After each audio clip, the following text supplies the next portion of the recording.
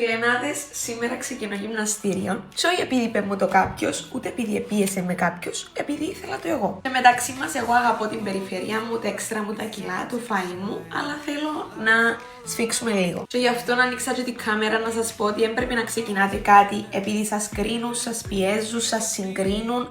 Όταν νιώσετε εσείς ότι κάτι πάει χ και θέλετε να το βελτιώσετε εσείς για το καλό το δικό σας, τότε να το κάνετε. Είτε τούτον είναι γυμναστήριο, είτε τούτον είναι αλλαγή μέσα στη ζωή σου. Αν δεν το νιώσεις πρώτα μέσα σου να ξεκινήσει η αλλαγή, τότε μην το αλλάξεις. Και εννοείται αύριο μπορεί να με δείτε να κάνω review άλλη ταβέρνα, να τρώω ή το οτιδήποτε. Ισορροπία λέγεται, δεν θα γίνουμε ένας άλλος άνθρωπος.